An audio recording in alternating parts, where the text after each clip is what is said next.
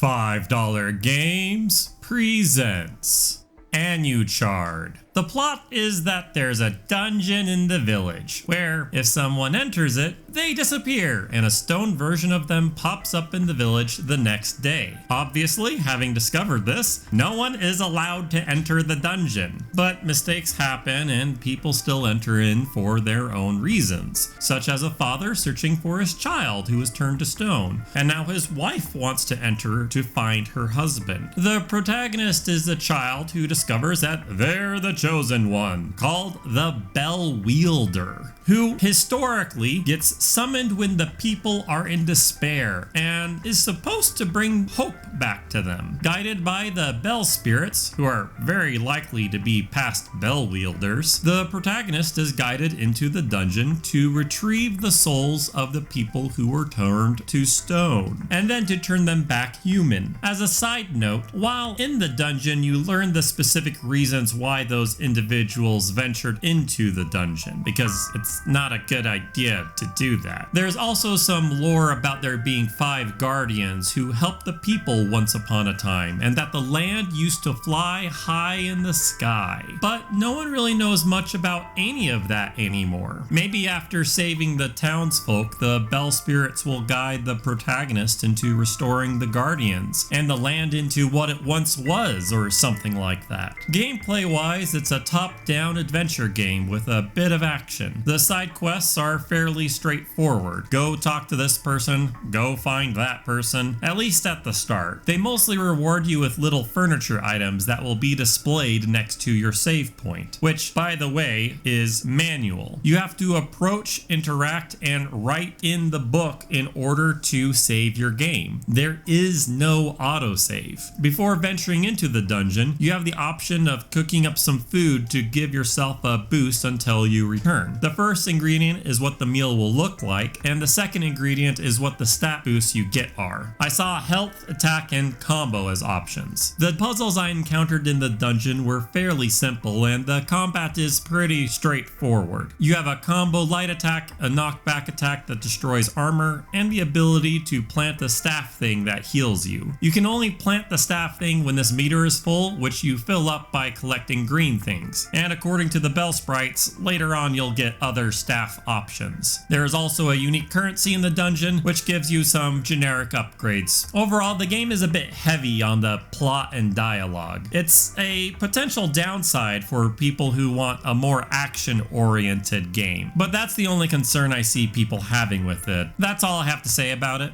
Consider picking up the game if you want to go kill an evil mushroom, which I don't actually know anything about. It just popped up and smiled at me, and so it's therefore evil, and it's just clearly evil and needs to die. Anyways, take care.